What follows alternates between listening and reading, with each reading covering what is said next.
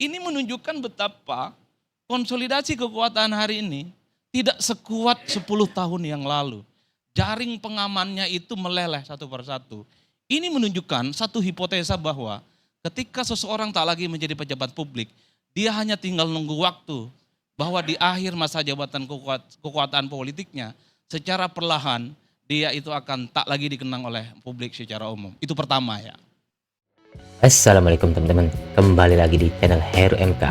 Kali ini kita akan melihat atau mereaksi video dari seorang pengamat politik, Adi Prayitno, dalam tema mau kemana Jokowi setelah selesai jadi presiden.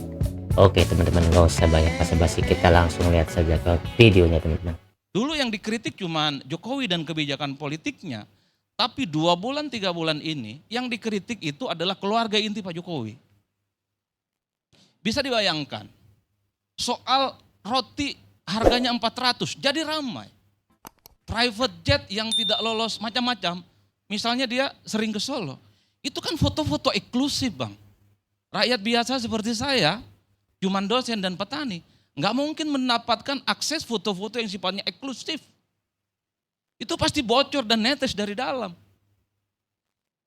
Itu nggak gampang. Belakangan juga ramai di X, kebetulan saya juga belajar X tahun ini Bang, mualaf di X saya, di Twitter. Orang ramai bicara tentang akun Fufu Fafa. Itu ramai betul itu. Bisa dicek akun Fufu Fafa itu tuduhannya ke siapa. Dikaitkan dengan salah satu wakil presiden terpilih di negara ini. Sekalipun sudah dibantah, tapi para pegiat netizen itu mengasosiasi ke salah satu nama.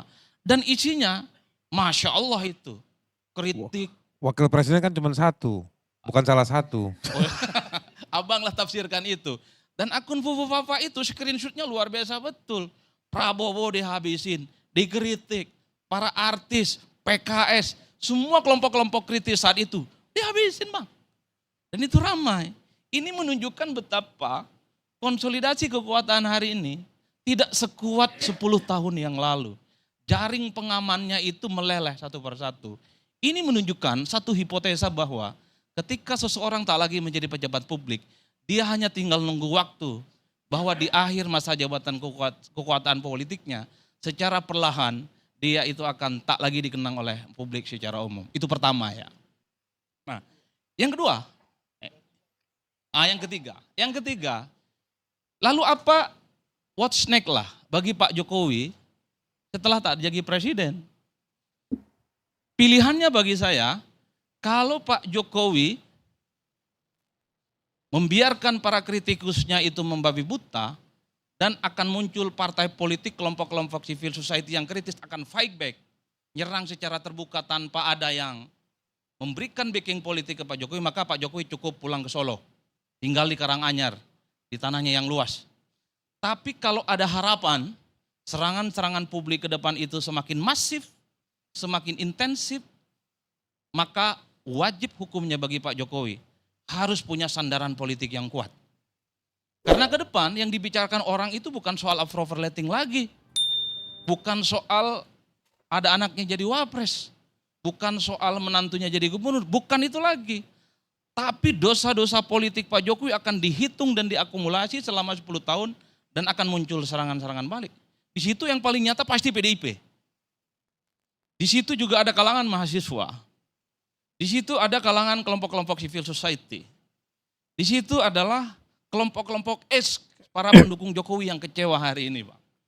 Itu saya kira akan fight back, akan menguliti satu persatu persoalan-persoalan manuver politik ekstrim yang dilakukan oleh Pak Jokowi. Kalau Pak Jokowi merasa happy dengan kritikan itu, serangan balik itu, enggak ada soal.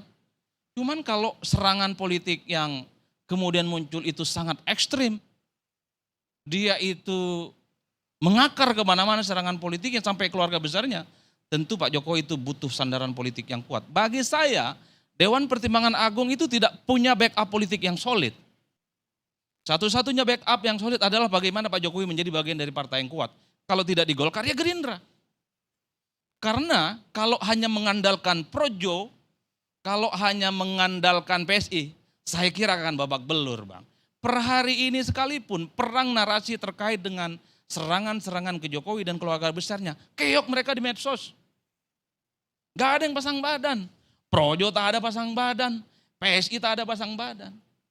Dan per hari ini juga partai yang sejak lama menyatakan tegak lurus dengan Pak Jokowi, satu persatu warna pasang badannya ke Jokowi mulai hilang. Enggak ada tuh partai-partai seperti Gerindra, Golkar, Demokrat, dan PAN pasang badan dan marah-marah.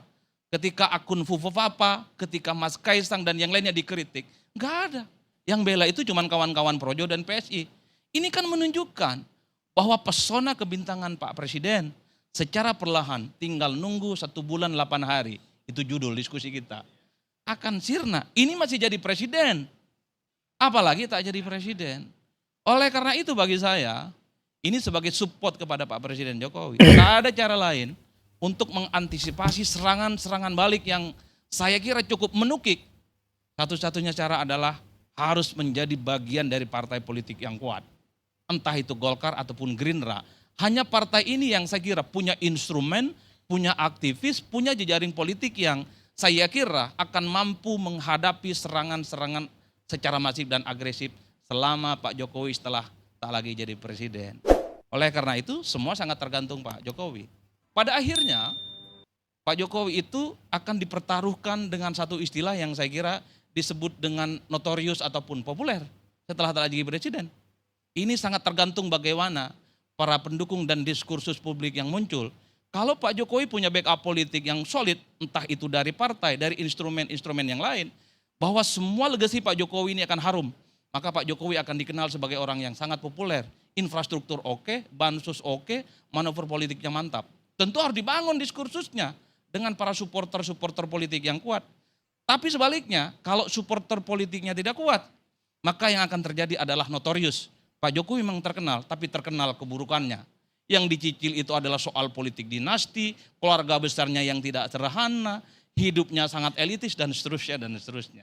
Dalam konteks itulah saya kira, dari lubuk hati yang paling dalam, saya tak yakin bahwa Pak Jokowi hanya pulang kampung ke Karanganyar, membiarkan semua para orang yang selama ini sakit hati ataupun terdolimi akan diam dengan itu semua. Oleh karena itu pastinya Pak Jokowi sedang berpikir untuk mencari satu sandaran politik yang pastinya akan diandalkan supaya serangan-serangan itu bisa ditangkal dan ada orang yang kemudian pasang badan. Dan sorry itu saya sekali lagi, kalau hanya PSI dan Projo itu tak cukup lah menghadang bagaimana statement-statementnya Bang Faisal, Bang Hari Azhas, kawan-kawan mahasiswa dan kawan-kawan PDIP nantinya. Yang benar dari Allah, yang salah dari setan. Terima kasih. Assalamualaikum warahmatullahi wabarakatuh. Nah teman-teman, itulah statement dari pengamat politik Adi Prayitno. Tapi ada satu bang yang belum abang sebutin. Setahu saya, setelah Pak Jokowi selesai jadi presiden itu dia mau pulang kampung dan mau ngurus cucu. Lihat deh beritanya, Pak Jokowi itu ngucap seperti itu. Ya apapun statementnya, kalau menurut saya biarkan Pak Jokowi lengser, bukan lengser ya, selesai dengan tenang. Urusan di belakang ada apa-apa ya selesaikan secara hukum. Pak Jokowi pun gak mau diam. Jika memang beliau tidak salah ya pasti beliau juga akan melawan. Ya kita netral saja teman-teman ya. Oke teman-teman, jangan lupa like, komen, dan subscribe. Nyalakan lonceng notifikasinya. Sampai ketemu ke video selanjutnya. Salam netral. Assalamualaikum.